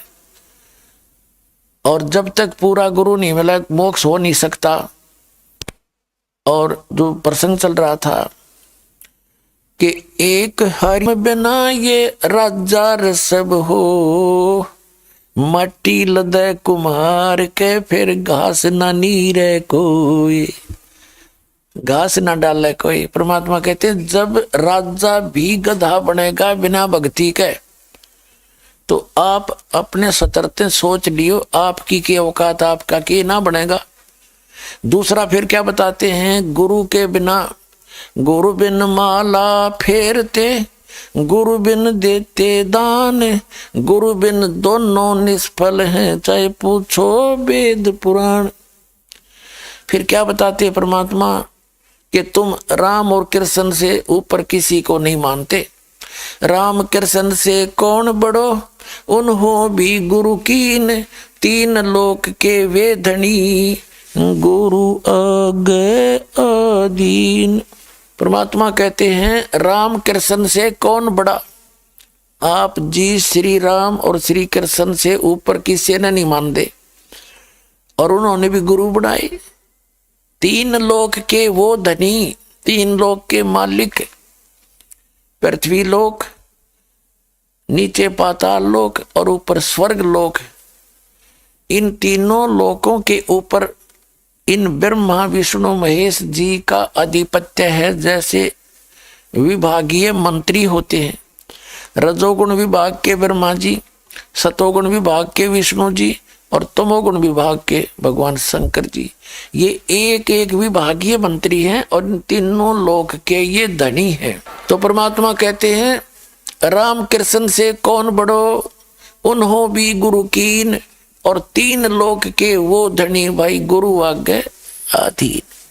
क्योंकि गुरु जी गुरु धारण करने के उपरांत फिर गुरु जी के साथ कैसा व्यवहार हो उसके विषय में परमात्मा ने बताया है।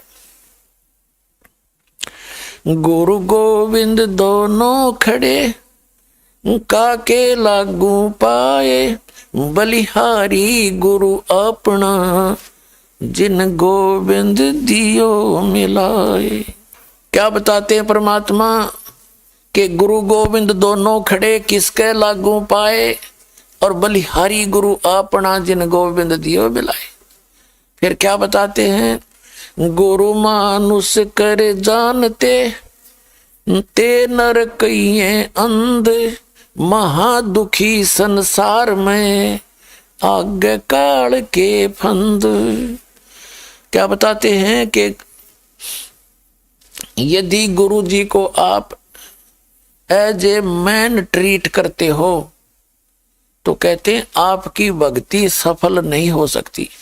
जैसे कई भक्त यहाँ इंटरव्यू में भी पूछते हैं कि भाई आप क्या अपने गुरु जी के को भगवान मानते हो, तो पुण्यात्माओं, दास को अपनी सतीची का पता है। दास एक जीव है, भगवान नहीं है, लेकिन ये दास उस परम पिता समर्थ का प्रतिनिधि है। तो आप जी ने तो इस दास को एज ए गुरु ट्रीट करना पड़ेगा, ना आपकी यह समस्या हल हो नहीं सकती। जैसे एक मैथमेटिक्स के अंदर एक ऋण का प्रश्न आता है जो ब्याज का, उसके अंदर मूलधन ज्ञात करना होता है, मूलधन। तो उसके लिए पहले सपोज करना पड़ता है, मान ले मूलधन 100 रुपये। वो 100 रुपये मूलधन नहीं होता तो रुपये ही है, थोड़ी राशि होती है, लेकिन वास्तव मूलधन तो करोड़ों में अरबों में होता है। तो वो अरबों और करोड़ों वाला मूलधन आपको प्राप्त नहीं हो सकता जब तक आप 100 रुपये मूलधन नहीं मान कर चलोगे। तो 100 रुपये मूलधन मानना पड़ेगा। मान लीजिए मूलधन 100 रुपये, फिर उससे वो दर निकल आती है, उसके बाद फिर उनको मल्टीप्लाई करके फिर वो मूलधन प्राप्त किया जाता है। तो इसी प्रकार इस दास को यानी गुरु जी को आपने एज ए गॉड ट्रीट करना पड़ेगा, जिससे आपकी रिहर्सल बनेगी, आपका अभ्यास बनेगा। जैसे बच्चे मिलिट्री में भर्ती होते हैं, सिलेक्ट होते हैं, तो उनको युद्ध से पहले युद्ध करने की सारी ट्रेनिंग दी जाती है। ऐसे भी चलाया जाता है, ऊंचे ऊंचे से कुछ जंप कराया जाता है, खूब उछाल कूद कराई जाती है, रस्सों पर चढ़ाया जाता है, ऊंचे से जल में छलांग लगवाई जाती है, और युद्ध की रिहर्सल कराई जाती है। सामने किसी दीवार या मिट्टी के कट्टे रख के, मिट्टी भर के बारदानों में, और उनसे फायरिंग करवाई जाती है, ताकि वो उस समय अपने वो जो पहले किया हुआ अभ्यास उनका काम आवे। और पहले ना कर रखा हो, बकवाद कर रखी और युद्ध में जाकर खड़ा हो जाए, वहां क्या करेगा वो? 2 मिनट में फेल होगा ना सारे काम का। तो इसी प्रकार यहाँ आप जी ने इस दास को एज ए गुरु ट्रीट करके अपनी रिहर्सल करनी पड़ेगी, क्योंकि जब आप यहाँ से जाओगे शरीर छोड़ के, तो इस दास के रूप में परमात्मा मिल लेंगे, और वहां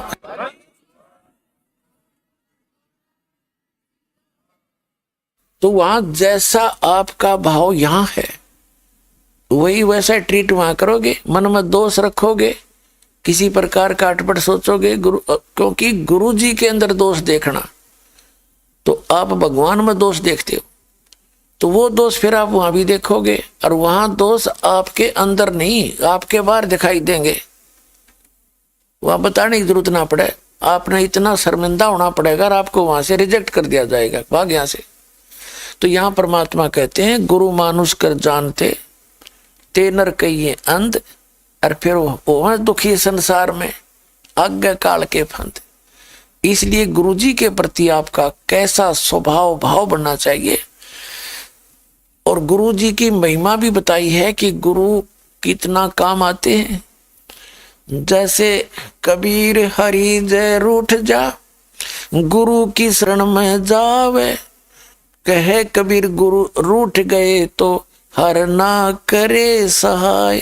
कबीर हरि जय रूठ जा, गुरु की शरण में जाए, और कहे कबीर गुरु रूठ गए तो हर ना करे सहाय। अब जैसे आप देखते हो किसी व्यक्ति के ऊपर आपदाओं पर आपदा आ रही है, दुखों पर दुख आ रहे हैं, तो वो अपने आप कहता है कि भाई मेरा राम रूठ गया, मेरा भगवान रुष्ट हो गया।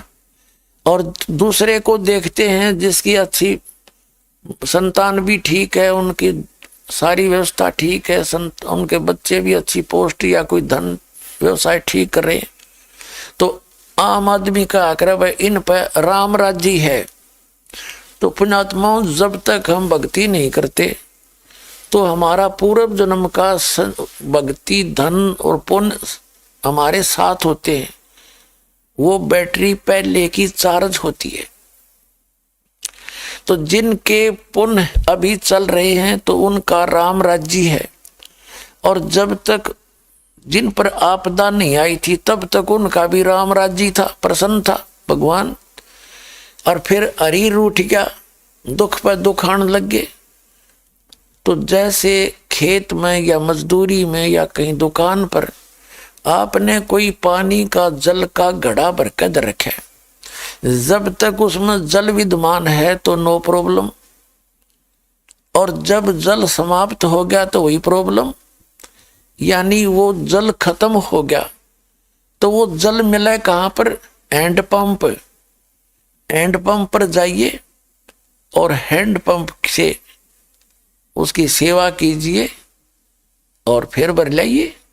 तो यहां समझो, कहते हैं गुरु गोविंद दोनों खड़े, गुरु गोविंद दोनों खड़े और काके लागू पाए, बलिहारी गुरु आपना जिन गोविंदियों मिलाए। तो ये जो दोहे हम पढ़ा करते थे भगवान के पहले भी, पर पहले इनका सिर पैर समझ में नहीं आवा था परमात्मा ने कहना क्या चाहा है और किस उद्देश्य से ये ज्ञान दिया था, ये अब समझ में आवा है। क्या बताते हैं कि गुरु गोविंद दोनों खड़े, एक तरफ गुरु जी खड़े हैं, एक तरफ भगवान खड़े हैं। तो कहते हैं किसके लागू पाए, यानी किसको स्वीकार करूं। आप पे उत्तर दे रहे हैं भगवान परमात्मा कबीर जी के बलिहारी गुरु आपना जिन गोविंद दियो मिलाए। अब जैसे अब एक मटके में जल भरा हो और एक तरफ हैंड पंप खड़ा हो, कंप्लीट इन ऑल रिस्पेक्ट, और आपसे कोई कहे इन दोनों में से, इस घड़े में से और नलके में से कौन से को स्वीकार करोगे, कौन सा चाहिए आपको? तो बुद्धिमान तो होगा वो नो कहेगा मैं तो हैंड पंप लूंगा भाई, और मूर्ख होगा नो कहेगा मैंने घड़ा दे दे, क्योंकि उस हैंड पंप में तक कितना घड़े पानी के भर लियो। तो यहां परमात्मा कहते हैं जब आपका राम रूस गया तो आपके पुण्य समाप्त हो गए, तो फिर आप जाइए हैंड पंप रूपी गुरु के पास और फिर उसकी करिए सेवा, जो उसका प्रोसेस है पानी निकालने का, और फिर मटका भर लिए, फिर राम राज्य हो गया। तो यहां पूर्ण गुरु के पास आने से, गुरु जी के पास वो परमेश्वरीय शक्ति होती है, परमात्मा की पावर होती है, और पावर को ही हम भगवान मानते हैं। वैसे तो भगवान हमारे चारों पर तरफ बैठा रहे, जब हमने सुख देगा जब हम मानेंगे सचमुच भी तो भगवान ना पड़ा है। तो कहने का भाव ये है कि गुरु गोविंद दोनों खड़े और किसके लागू पाए, बलिहारी गुरु अपना जिन गोविंदियों में लाए। तो कबीर हरि जय रूठ जा, तो गुरु की शरण में जावे, और कह कबीर गुरु रूठ गए तो हर ना होत सा है। यदि आप जी ने एंड पंप खराब कर दिया तो फिर जल कब तक साथ देगा आपका जो घड़ा भर रखा है? घंटे 2 घंटे, घना ज्यादा से ज्यादा 1 दिन तक काम दे देगा। इसलिए कहते हैं कि गुरु जी को परमात्मा कहते हैं इन बातों क्या पाइए कर सतगुरु नजर निहाल। तो गुरु जी को आप एज ए गॉड ट्रीट करने से आपके जो आपका राम रूस गया था वो फिर से प्रसन्न हो जाएगा, आपको पुण्य से वह भक्ति प्राप्त होगी, आपका कल्याण होगा। तो गुरु बिन माला फेरते, गुरु बिन देते दान, गुरु बिन दोनों निष्फल हैं, चाहे पूछो वेद पुराण। राम कृष्ण से कौन बड़ो, उन्हों भी गुरु कीन, 3 लोक के वो धनी, गुरु आग अधीन। अब गुरु जी के प्रति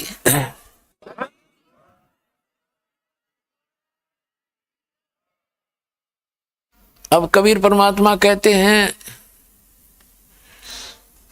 कि 3 लोक सब राम जपत हैं, राम राम करते हैं, और जान मुक्ति को धाम, और श्री राम ने वशिष्ठ गुरु किए और उनको दिया उसने ओम नाम।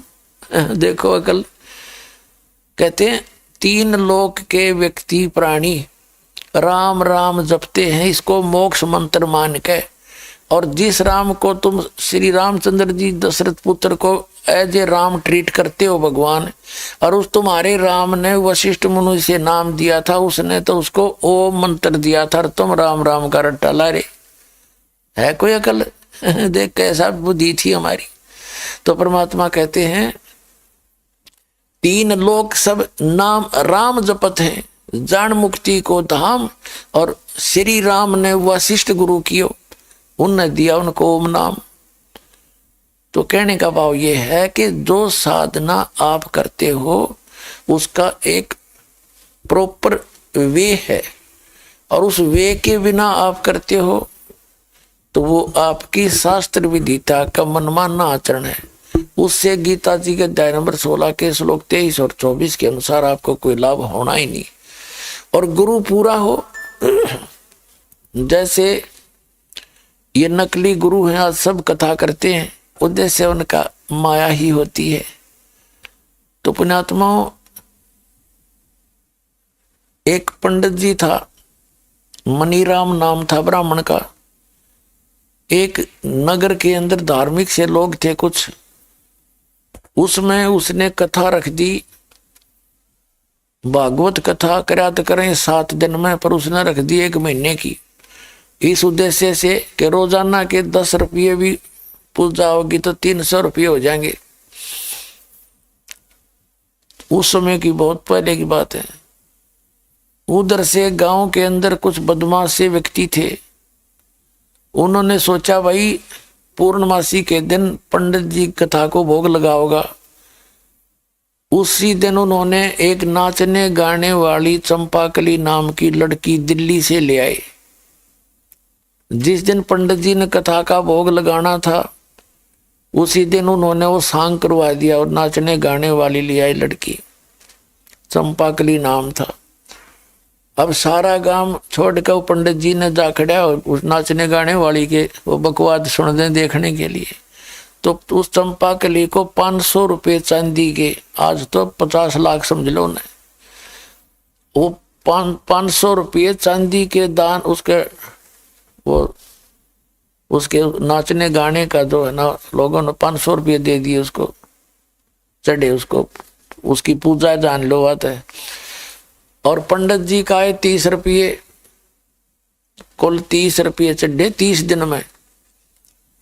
अब पंडित जी चल पड़ा वहां से अपना लागा भोग कोसता हुआ उन लोगों को के। तो वो पहुंच गया आदरणीय गरीबदास साहिब जी गांव छुड़ानी जिला झज्जर वाले के पास। उसने सुना हुआ था कि एक बड़े महापुरुष आए हुए हैं, तो संत भक्तों के पास बैठ के ही अपने दुख और सुख की चर्चा करना उचित समझते हैं। आदरणीय गरीबदास साहिब जी पूर्ण परमात्मा कबीर देव जी के शिष्य थे। परमात्मा स्वयं आकर के कबीर जी छुड़ानी में उनको मिले थे। गांव छुड़ानी में सचखंड सतलोक लेकर गए थे, वापस छोड़ा था।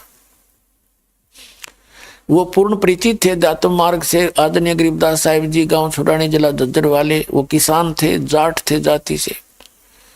तो पंडित मनीराम ब्राह्मण वहां पहुंच गया गरीबदास जी के पास। उनके घर में मकान में बैठे थे 10-20 भक्त और भी उनके शिष्य बैठे थे, आसपास गांव और नगर दूसरे गांव के।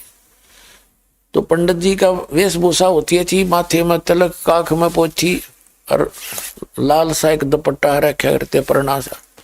आओ पंडित जी, गरीबदास जी ने आदर सत्कार किया और कहा भाई महात्मा जी के महाराज जी को अलग से एक आसन दे दो। उनकी एक चारपाई पे आसन लगा दिया, बैठ गया। और बैठते क्या कहने लगा, महाराज जी दुनिया का तो नाश जा लिया, कति धर्म का नाम नामो निशान मिट लिया, बता बेड़ा गर्क हो गया। अब न्यू ना कह उसके लिए बन के रही है, न्यू ना बतावे। तो वो दूसरे शिष्य कहने लगे महाराज जी गरीबदास जी से कि पंडित जी बहुत दुखी हो रहे हैं, क्या बात होगी इसके साथ, बूंदा सा मुंह कर रखा है इन्हें। तो गरीबदास जी तो अंतर्यामी थे, वो कहने लगे भाई फूटी ज्ञान विवेक की, अंधा है जगदीश, कहते चंपा कली के 500 और मनी राम के 30। इसने यो रोड़ा पड़ रहा है।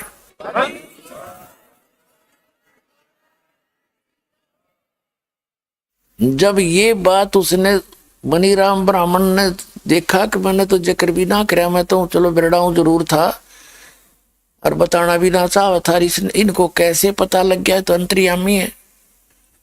पहले कोई मोबाइल भी ना था, किसी ने फोन कर दिया हो। हाँ, पैदल भी 3-3 दिन में पहुंचा करते। तो मनीराम जी ने चरण पकड़ दिए उठ के, ने बोला महाराज आपने कैसे पता चला? गरीबदास जी बोले बैठ जा, पंडित जी सुनाऊं तेरे थी 2 वचन। कहने लगा तेरे तो चंपा के लिए अच्छी अपना कुछ हुनर तय करके वा लेगी, और तू डबोन लाग रहा जाते मार्ग पे, वह तो सरियाम बकवाद करे सब नवेरा ढेडनी है, उड़ा मरो तो कोई मरो कुआं पड़ के, और तुझे ब्राह्मण जान के, तुझे परम संत जान के तू दुनिया का जीवन नाश कर रहा है। जब कहाँ गए थे ये ब्राह्मण, जिसमें राजा परीक्षित को डसना था 7वें दिन सर्प ने, और सब ने हाथ खड़े कर लिए थे, हम कथा नहीं सुना सकते, हम योग्य नहीं है, इंक्लूडिंग वेद व्यास जी जो राइटर ऑफ द सुधा सागर, उसने भी कह दिया था मैं योग्य नहीं हूं इसके, क्योंकि 7वें दिन परिणाम आना था और बेइज्जती होनी थी उसकी सरेआम। तो सारे पीछे नट गए। तो स्वर्ग से सुखदेव ऋषि बुलाया गया था, अरीब तब उसने जितना लाभ मिलना था उससे मिला, पृथ्वी वाले ब्राह्मणों से उसके पाठ करना तो उसको भी नहीं होना था। अरीब तुम कि कोई भी हुआ वो एक आंख में पोथी टांगने हो गया, मैं भी ब्राह्मण हो गया, मैं गुरु हो गया, कथा कर दूंगा, तुम सबसे बड़े दुश्मन हो समाज के, और अपना कर्म बिगाड़ लिया तेने। तो अपना सुधार कर, भक्ति कर, हमारे पास वो साधना, तो भक्ति करेगा तेरे घर बैठे भगवान मौज कर देगा, और धंधा कर ले, क्यों इस पाखंड में पाते रहा, नरक ढोंड लग रहा। तो तुरंत मान गया पंडित जी, सौभाग्य उसका, वहां चोट मारी और वहां परमात्मा ने फिर उसको सच्चाई दी और तुरंत स्वीकार होगी उसका। जब मेरा 30 दिन में घाटा जोड़ा और 30 रुपये आए और सच्चाई का पता लग गया, तो और पाप का भागी हो रहा है, तो तुरंत ग्रहण कर लिया, तो नाम ले लिया, छोड़ दी वो बकवादें। तो पुण्यात्माओं ये जितने संत हैं, महंत हैं, आचार्य और शंकराचार्य हैं, ये जीव के सबसे बड़े दुश्मन है, क्योंकि इनके पास वो मार्ग ही नहीं है, ये अधिकारी नहीं है, इतने अनमोल जीवन को बर्बाद करे। एक समय गरीबदास साहिब जी का एक शिष्य इधर पंजाब में चला गया, और वहां गरीबदास साहिब जी की वाणी ब्रह्म वेदिया पढ़ते हो डेली, इसको पढ़ रहा था बैठ के किसी जोड़ के किनारे तालाब पे। सुबह सुबह सफर कर रहा था, रात वहां रुक गया, वहां नहा धो का अपने सुबह का नित्यनेम करे था। तो एक राम राय नाम का एक वासियर गांव है लुधियाना के पास में, उस वासियर गांव का एक राम राय नाम का सरदार जी था, और ये वाणी के बड़े अच्छे आकर्षण होता है इनको, वाणी के बड़े प्यार अच्छे ये मर्मज्ज होते हैं, वाणी इनको सुन जा संतों की ये बड़ी अच्छी तरह चाव से सुनते हैं। उसके पास बैठ गया और राम राय, उसका दूसरा नाम जुमकरा भी था, उर्फ नाम जैसे निकाल देते हैं लोग।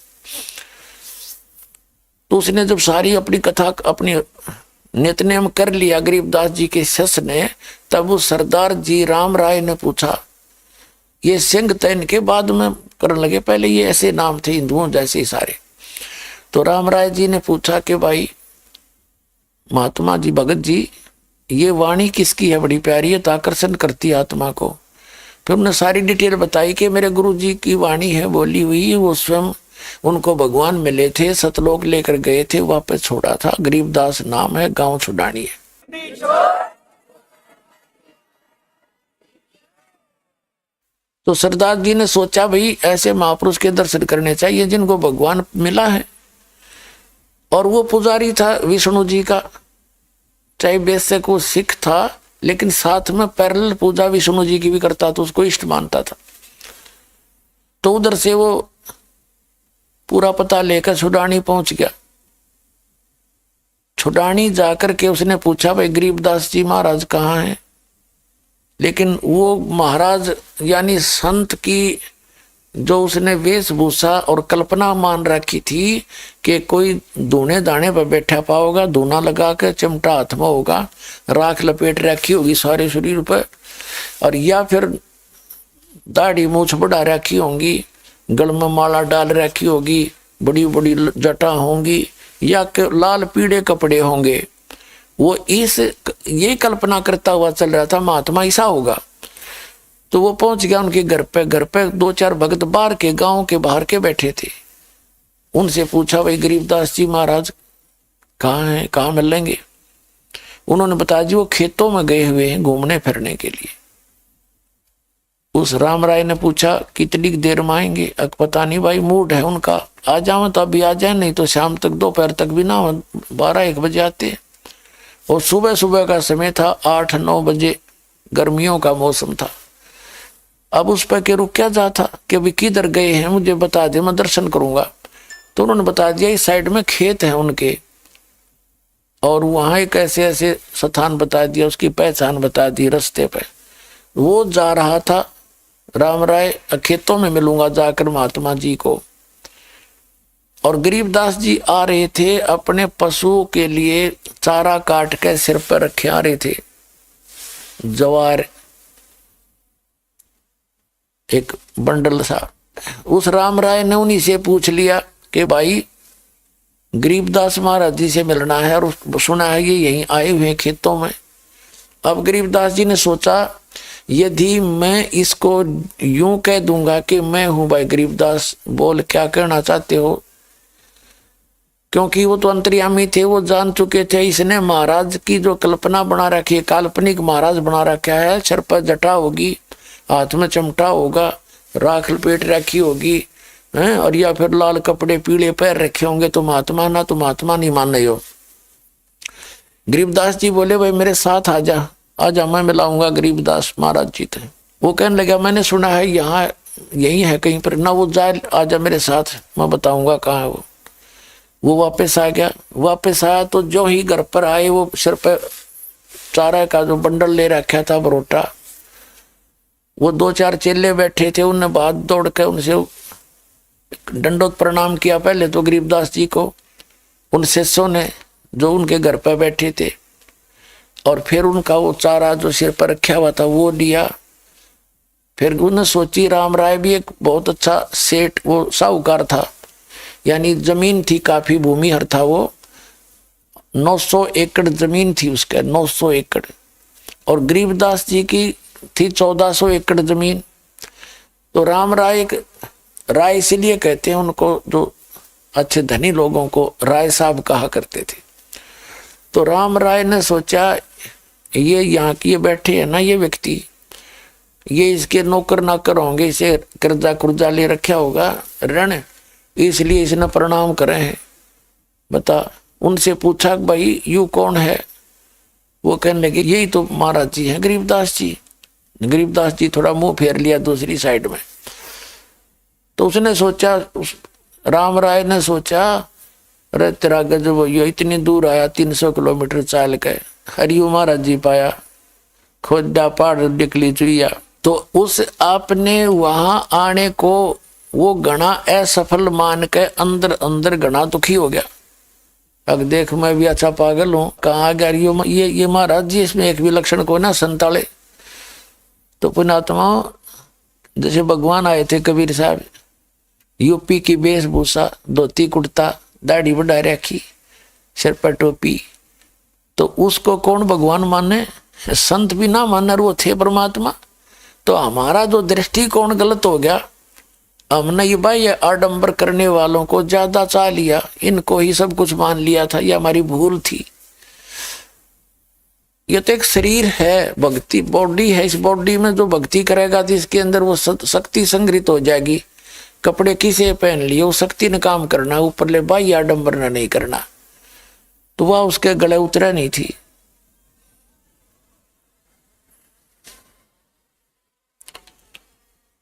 गरीबदास जी तो अंतर्यामी थे, अगे इतनी दूर तो आई है हमारी आत्माओं के, खाली जान देंगे इसको। सभी जो सेवादार थे उनको काम भेज दिया, भाई जाओ एक बाल्टी पानी लाओ, मेरी धोती कुर्ता लाओ, स्नान करूंगा, और एक जना बैलों को पानी पिला कर लाओ, दूर तक जाना होता, ऐसे ऐसे भेज के बाल्टी रखवा ली और नहाने लग गए। एक को राम राय बैठा सामने बैठ जा, बैठा दिया वहां पर चारपाई पे। उसको आसन बिछा रखा था, वहां बैठ जाओ। गरीबदास जी स्नान कर लिया। स्नान करके जैसे आप हमारे हरियाणा में धोती बांधते, कदा बुढ़ा बुजुर्ग यहाँ भी देखा होगा अपना धोती बांधे, वह धोती लगभग 15-16 फुट की है लंबी, 10-11 फुट की। तो उसी को बांध लेते हैं ऐसे, और उसी में से एक बेल्ट बनाते हैं अलग से, ऐसे न्यारा सा पल्ला बनाकर उसको फिर एज ए बेल्ट बांध देते हैं। उसको अड़बंद बोले हैं देसी भाषा में, अड़बंद जैसे बेल्ट होती है। तो गरीबदास जी ने वह धोती तो ऐसे लपेट ली और राम राय से कहा कि भाई राम राय, ये झुमकरा, वो उर्फ नाम भी ना बताया था, राम राय बताया था उसने। कहने लगा रहा झुमकरा, आइए भाई एक बार, मेरी उंगली का चोट लाएगी और तू मेरे ये धोती का यू अड़बंद बांध दे या बेल्ट बांध दे इसके ऊपर के। धोती के शेष पल्ले को ऐसे कर लेते थे, ऐसे ऐसे करके, और फिर शरीर के चारों ओर ऐसे बेल्ट बांध लेते ऐसे। तो कहने लगा बांध दिया बेल्ट धोती का एक पल्ला। तो उसने गरीबदास जी ने ऐसे मुंह कर लिया और चारों तरफ के ला के ऐसे गांठ लगानी होती थी शरीर के चारों तरफ के। जो ही उसने खींचना चाहा वह गांठ धोती के लागी, शरीर के अंदर से वह निकल आई धोती। राम राय ने सोची तेरा धोखा लाग गया, गांठ उल्टी लागी दिखे। उसने फिर दोबारा करके फिर लाई, खूब ध्यान से देखकर नो खींची, अंदर से बाहर आकर धोती का गांठ लगी।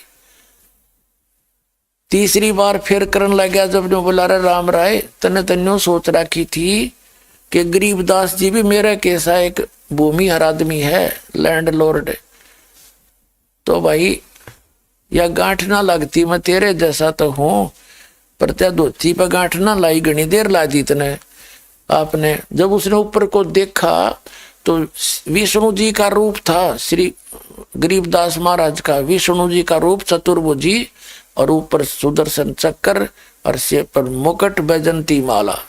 अब नो देखा उसने,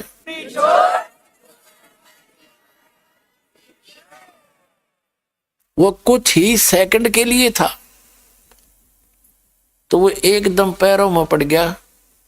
गरीबदास जी बोला लाया तो वहां पर बांध लूंगा, पर तेरी फड़क निकालनी थी मैंने, तेरा जो बैम था भाई। तब गरीबदास जी ने बोला, गरीबदास जी बोले बैठ जाए, तेरे को ज्ञान सुनाऊंगा।